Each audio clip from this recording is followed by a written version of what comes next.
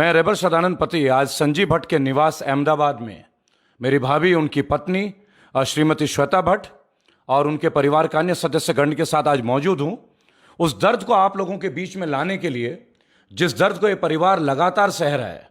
वैसे तो 2 साल से वो इस परिवार से बिछड़े हुए हैं, 5 सितंबर 2018 से। लेकिन ये लड़ाई केवल 5 सितंबर 2018 की नहीं है। इससे पूर्व में भी लगातार कोई ना कोई क्रमबद्ध तरीके से उनको परेशान किया गया, उनके परिवार को परेशान किया गया। कभी घर तोड़ा जाता है, कभी एलिगेशंस लगाए जाते हैं, वो भी बेसलेस, और मुकदमेबाजी ऐसी जो बेसलेस तो होते ही हैं। अटेम्प्ट टू मर्डर का मुकदमा दर्ज किया जाता है माननीय संजीव भट्ट के लिए, हमारे वीर भाई, ज्येष्ठ भ्राता संजीव भट्ट के लिए, भारत मां के वीर सपूत और लाल संजीव भट्ट के लिए। हम लोग एक कैंपेन को आगाज कर रहे हैं, जस्टिस फॉर संजीव भट्ट। भाइयों और बहनों, इस वीडियो को बनाते वक्त दिल में कई सारी भावनाएं भी थी, क्योंकि पुलिस की प्रताड़ना सरकारी रवैये से कैसे होती है। कई पुलिस अधिकारी भी होंगे जो अंदर दिल ही दिल टूट चुके होंगे संजीव भट्ट की दुर्दशा देख के, लेकिन वो कुछ कर नहीं पा रहे क्योंकि अपनी नौकरी सबको प्यारी है। लेकिन अब वक्त है अपनी नौकरी को कुर्बान करने का। वैसे भी ये भाजपा सरकार नौकरी लेने में माहिर है, गवर्नमेंट जॉब्स इन्हें दी ही नहीं जाती है। भाइयों और बहनों, आज श्वेता जी के साथ मैं हूं उनके निवास में। बात करेंगे उस वीर शख्स के बारे में जिन्होंने जेल में कुछ ऐसा आंदोलन किया था कैदियों के लिए कि कैदियों में रिफॉर्मेशन हो गया था। एक जीवन परिवर्तित कर दिया था उन्होंने साबरमती जेल में, और जब वहां से उनका स्थानांतरित किया गया, ट्रांसफर किया गया, तो 4000 कैदी अनशन में, भूख हड़ताल में बैठ गए थे।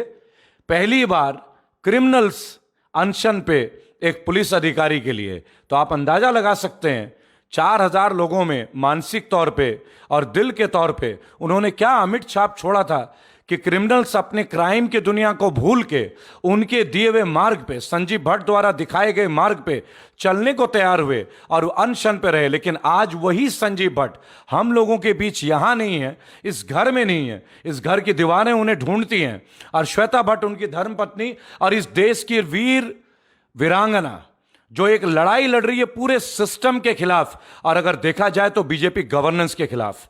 आप समझ सकते हैं, एक आईपीएस अधिकारी, 1988 बैच के अधिकारी जो वीरता की मिसाल रहे हैं, ना जाने कितने दंगे रोके हैं, और ये वैसे शख्स जिनके लिए हर समुदाय, दलित, हिंदू, मुसलमान, क्रिश्चियन, भारत के हर तरह का जनमानस उनके लिए एक स्वर में लामबद्ध तरीके से खड़ा रहा, जस्टिस फॉर संजीव भट्ट। आइए जानते हैं श्वेता जी से कि संजीव भट्ट के साथ ये जो यात्रा शुरू हुई, ये जो यातना शुरू हुई, ये जो प्रताड़ना शुरू हुई, आखिर वो किन हालात में और क्यों शुरू हुई। लीजिए बात करते हैं।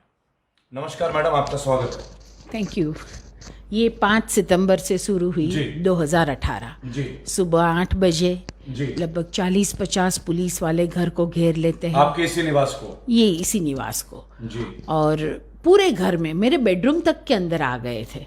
बताइए, मगर इतनी क्या जरूरत थी, इतनी क्या इमरजेंसी थी। और भाइयों और बहनों, एक वरिष्ठ रैंक के अधिकारी जो यूपीएससी में उत्तीर्ण होते हैं और फिर आईपीएस बनते हैं, और जिन्होंने लाखों लोगों को एक मार्गदर्शन दिया, कैदियों को मार्गदर्शन दिया, उनको एक बेसलेस एलिगेशन में 40 से 50 पुलिस वाले उनके घर में एक रेड डालते, इसे हम रेड बोलेंगे, unofficial raid, without any proper allegation, without any proper documentation, और उनके विभिन्न कमरों में प्रवेश करते हैं एक ऐसे अधिकारी के ऊपर जो अधिकारी ना सिर्फ गुजरात पुलिस बल्कि पूरे भारतीय पुलिस बल के लिए एक मिसाल है। आज भी इनके कसीदे पढ़े जाते हैं, लेकिन आज वही शख्स हमारे बीच में ना होके जेल में बंद है। आइए जानते हैं आखिर ऐसा क्या हुआ।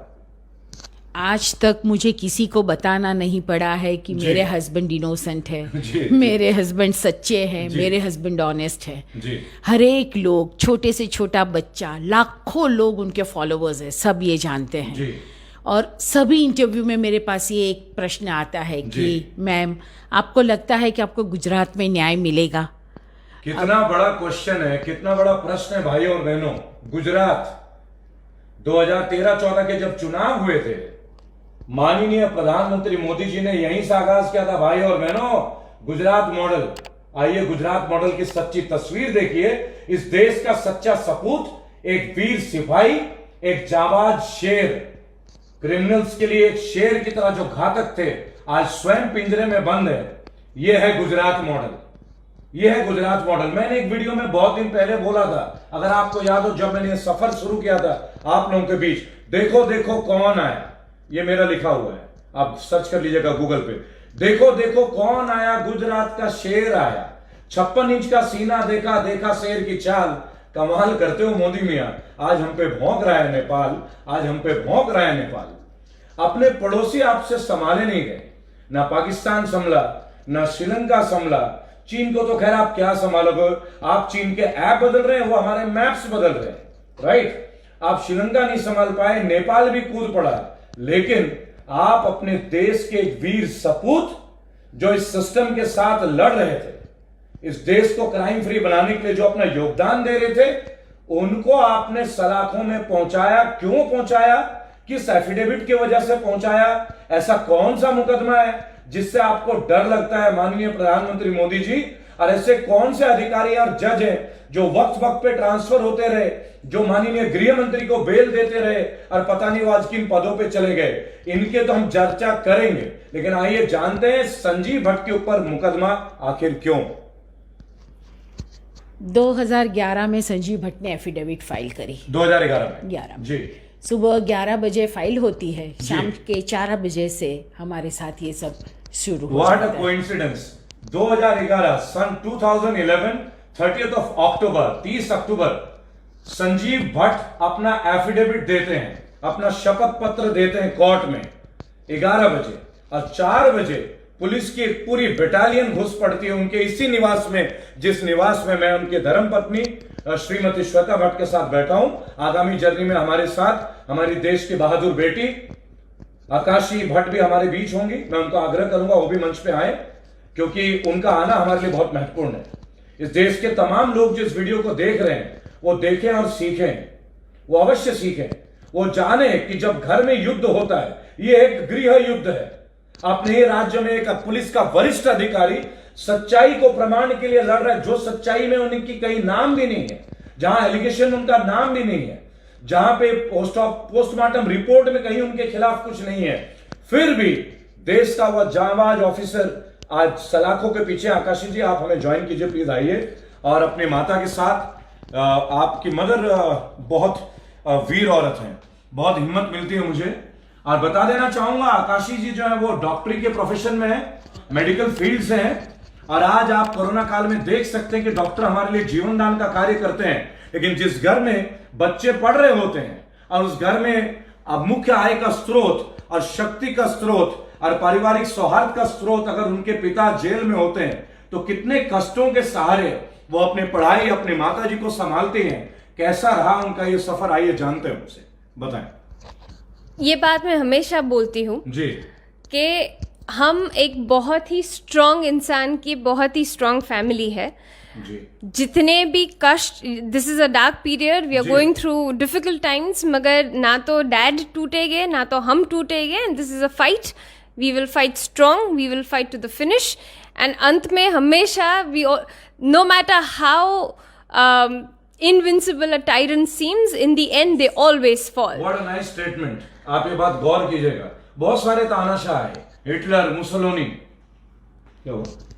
बहुत सारे तानाशाह आए, हिटलर मुसोलिनी, बहुत सारे, और मैं आपको बताना चाहूंगा वो आए और वो गए, ये भी आपको बताना चाहूंगा, लेकिन उनके साथ लड़ने वाले लोग आज हमारे दिल में हैं। मार्टिन लूथर किंग ने बोला था, justice delayed is justice denied. अगर आप न्याय देने में देरी करते हैं तो इसका मतलब है कि आप उन्हें न्याय देना ही नहीं चाहते हैं, राइट। आज वही दौर ये परिवार झेल रहा है और वही दौर भारत का नागरिक झेल रहा है। विभिन्न तरह के टैक्स, विभिन्न तरह के नियम, कभी सीए, कभी एनआरसी, कभी हिंदू मुस्लिम विवाद, नौकरियां हैं नहीं, कभी आप नोटबंदी कर देते हैं बगैर लोगों की सलाह लेके। हाल फिलहाल में किसानों के ऊपर 3-3 ऑर्डिनेंस, पूंजीपतियों के लिए आप किसानों की वो खोली जा रही है। लेकिन आज बात करेंगे मेरे बड़े भाई संजीव भट्ट के लिए। मैं बड़ा भाई इसलिए बोल रहा हूं कि मैं गर्वित महसूस करता हूं, मैं गर्वित महसूस करता हूं। मेरा उनसे कोई रक्त का नाता नहीं है, लेकिन मेरा एक देश में एक देशवासी होने का नाता है, और तमाम करोड़ भारतीय आज उनके लिए नतमस्तक होकर एक स्वर में एक आंदोलन हम शुरू कर रहे हैं। भाइयों और बहनों, 30 दिन का आंदोलन है, जस्टिस फॉर संजीव भट्ट। संजीव भट्ट को छुड़ाना है, और संजीव भट्ट को घर लाना है। आप ये बात गौर से सुनिएगा। जुमलेबाज ने कहा था अच्छे दिन आएंगे, हम इन चीजों में यकीन नहीं करते। उन्होंने कहा था 15 लाख खाते में आएंगे, हमें नहीं चाहिए। उन्होंने कहा आत्मनिर्भर बनोगे, हर भारतीय पैदा होते आत्मनिर्भर हो जाता है, लेकिन इस जो गवर्नेंस में हम आए हैं, हमारी आत्मा ही चली गई तो आत्मनिर्भर कहां करेंगे।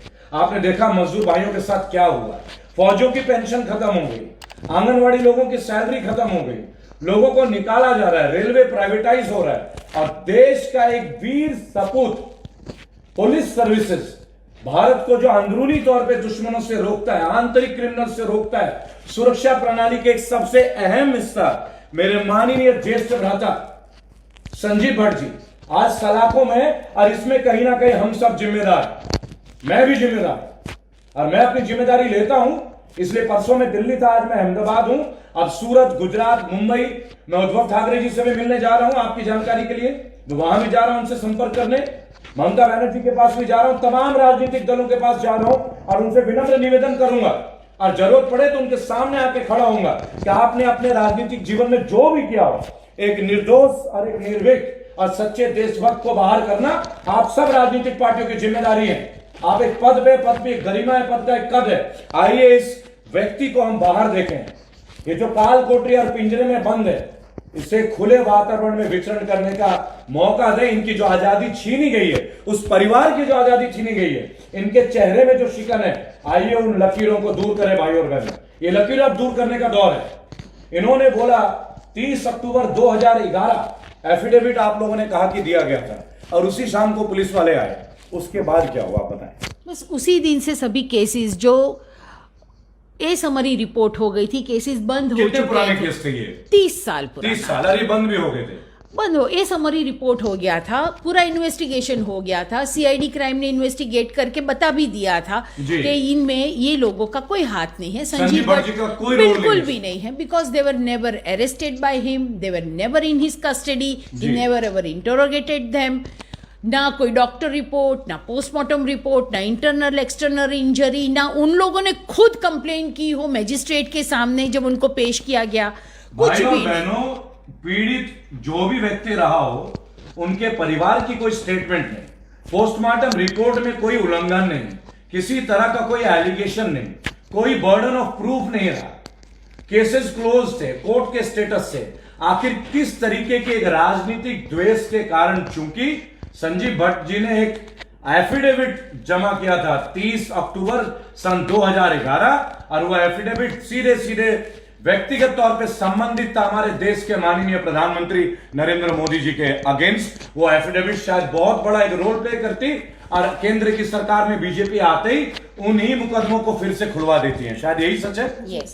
जो केसेस 30 साल पहले 1990 के बंद हो गए थे, प्रॉपर ज्यूरिस्डिक्शन के साथ, बेसलेस एलिगेशंस, क्योंकि संजीव भट्ट जी का वो एरिया भी ज्यूरिस्डिक्शन का शायद। संजीव की पहली पोस्टिंग 17वां दिन था, बताइए। He was an ASP there, और उस वक्त तो दिल में दिमाग में इतने सपने होते हैं कि मैं ये कर लूंगा, वो कर लूंगा, सच्चाई से चलना है, ऑनेस्ट हूँ, और क्या बिगिनिंग ऑफ द कैरियर था, बिगिनिंग 70 वो जवान हो रहे थे इस कैरियर में। 23 साल का संजीव भट्ट, आप सोचिए, और वो उस वक्त कितने अरमानों लेके एक IPS ऑफिसर जब बनता है ना, तो पूरा परिवार उसकी तैयारी में। भाइयों बहनों, यही सवाल हर माँ बाप का है आज की डेट में, कि हम UPSC क्लियर करते हैं दिन रात 24 घंटे पढ़ के, और उसके बाद हमें एक अंगूठा ठेक के नीचे काम करना होता है। अंगूठा ठेक, आज आधार में भी अंगूठा लिया जा रहा है। What a shame, what a shame on our education system. Being a post graduate, being a graduate, being a doctor, we have to give a thumb. It means we are illiterate. He is an IIT gold medalist. IIT Powai. Bombay, yeah, Powai, Bombay. yes. और IITian gold medalist Sanjiv Bhatt की बात हो रही है। 23 साल की उम्र में ASP के पोस्ट पे पहली अपॉइंटमेंट, जहां आदमी के पास एक जुनून होता है।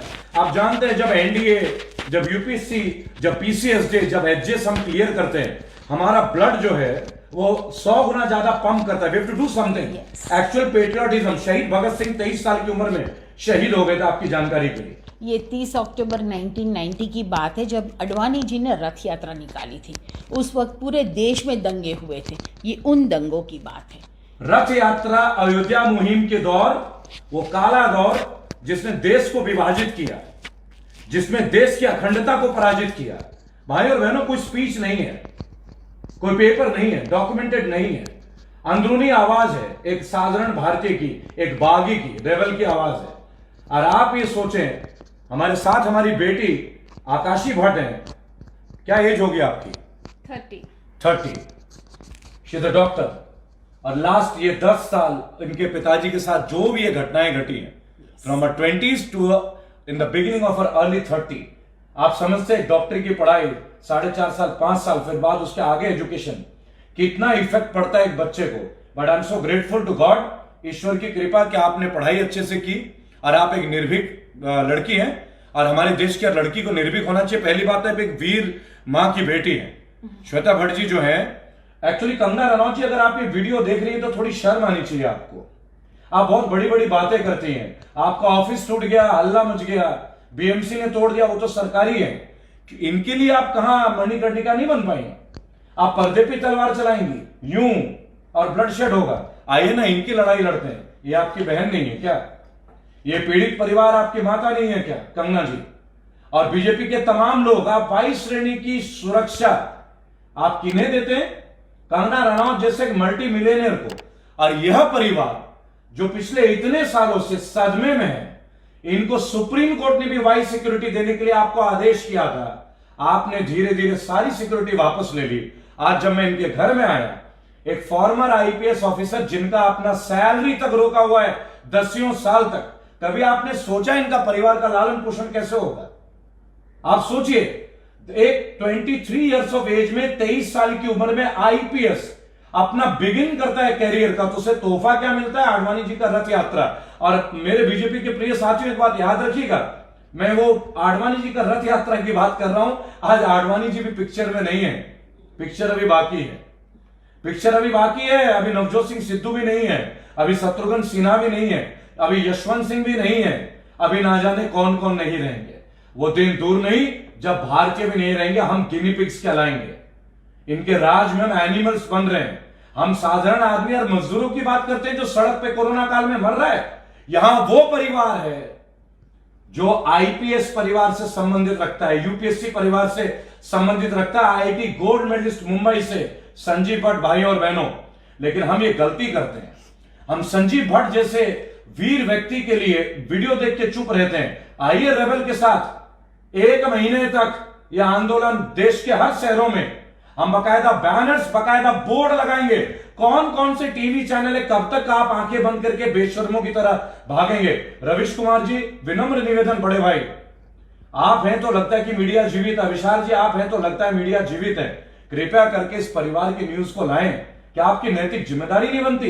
एक परिवार आपसे मदद नहीं मांग रहा है, यह आपका कर्तव्य है, क्योंकि आप एक जर्नलिस्ट हैं, मैं भी एक जर्नलिस्ट हूं। मैं अपने कर्तव्य के लिए यहां आया हूं। 19 बार डिटेन किया हूं पिछले 3 महीने में। परसों किसान घाट में 6 चक्कर लगा के गई पुलिस कि क्या कर रहा है भाई, क्या कर रहा है? अरे क्या कर रहा हूं? किसानों की बात कर रहा हूं। यहां क्या कर रहा हूं?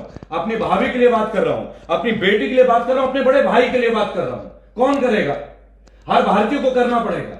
ना हिंदू की बात होगी, ना मुसलमान की बात होगी। भारतीय है, भारत की बात होगी, रेबल के साथ होगी। भाइयों और बहनों, आइए इस मुहिम को हम सफल बनाएं। हम संजीव भट्ट जी को बाहर लाएं। एक ही मुहिम है, संजीव भट्ट जी को बाहर लाना है, तब तक चैन से बैठना नहीं है। आइए श्वेता भट्ट जी से जानते हैं इस पूरे क्रम में किस किस तरह की गवाही हुई है। मैडम, इस कोर्ट के केसेस में कैसे कैसे तारीखें लगती हैं, ये बताएं। ये जो पूरा ट्रायल है जी, वो ही विशिएटेड है जी, वो ठीक तरह से हुआ ही नहीं। पहले ये लोग कहते हैं कि हमारे पास 300 विटनेसेस हैं, 300 प्रोसिक्यूशन कहता है, तो ठीक है लाइए 300 विटनेसेस को। फिर लाके वो लोग 30 लोगों को लाते हैं। उनमें से भी वैसे लोग जो डायरेक्टली 90% गॉन, उनमें से भी ऐसे कि जिनका ये इस केस से डायरेक्टली कोई ताल्लुक ही नहीं है जी। कोई छोटा छोटा काम एक कमरे से दूसरे कमरे में फाइल लेके गया हो, उस किस्म के लोगों को। नो आईओज, इंक्वायरी एक भी ऑफिसर नहीं, नो डॉक्टर्स जिन्होंने पोस्टमार्टम किया, कोई भी नहीं जी। हमें एक भी डिफेंस विटनेस नहीं बुलाने देते हैं। आप ये सोचिए, डिफेंस काउंसिल का राइट है ये, फैमिली की राइट है ये, कि डिफेंस विटनेस को कॉल करे, रिकॉल करे। आखिर क्यों नहीं इन्हें बुलाने दिया जाता? किस बात का डर है? इससे पहले कि ये कुछ कहे, मैं एक बात बोलूंगा, मोदी जी उनको छोड़ दीजिए ना। आप तो सच्चाई के प्रतीक हैं। केंद्र में आपकी सरकार है, विभिन्न राज्यों में आपकी सरकार है। अरे मन की बात करते, आइए ना एक बार संजीव भट्ट जी के साथ बात करते हैं, खोलिए ना उनको बाहर, क्या अंदर रखा हुआ है? अगर आप लीडर हैं, स्वच्छ हैं, तो आने दीजिए उन्हें बाहर। ऐसा वो क्या कर देंगे बाहर आके जो आप लोगों को डर लगता है? ऐसी क्या बात है जो उनकी तारीखें एडजर्न हो जाती हैं? विभिन्न कोर्टों में इनकी केस 3 महीने तक जजेस सुनते नहीं है और उसके 3 महीने बाद बोलते कि बेल खारिज। ऐसा कहां होता है? 302 मुकदमे बनने का प्लेटफॉर्म कहां है, बेस कहां है? मैं आप लोगों के साथ भाइयों और बहनों इस वीडियो के माध्यम से तमाम जुडिशरी के जो लोग हैं, मेरे साथी बैरिस्टर्स और वकील भाई बहन हैं और विभिन्न बेंच के विभिन्न हाईकोर्ट्स के जो सदस्य हैं, आप लोगों के बीच में, और अभी मैं लखनऊ आ रहा हूं, कम से कम 200 वकीलों के साथ में हूंगा और बेंच के प्रमुख जजेस के साथ भी होऊंगा। मैं उन सबको इस प्रतिलिपि, जजमेंट की प्रतिलिपि जो आप मुझे देंगे, जो आप बेटा आप मुझे देंगे, वो मैं सबके हाथों में दूंगा। और आज जो जुडिशरी में इनका इंटरफेरेंस हो रहा है, उस इंटरफेरेंस को रोक के दिखाऊंगा। एक जनमानस की आवाज, संजीव भट्ट केवल अंदर नहीं है, करोड़ों भारतीय अंदर है इनकी तरह, जो विक्टिम है सिस्टम के अत्याचार के साथ। तो आखिर ऐसा क्यों हुआ जो आपको नहीं सुना जा रहा है कोर्ट में? क्या दलीलें दी जाती हैं कोर्ट में? डरते हैं संजीव से। वो तो ऑब्वियस है। मुझे तो हमेशा ये लगता है।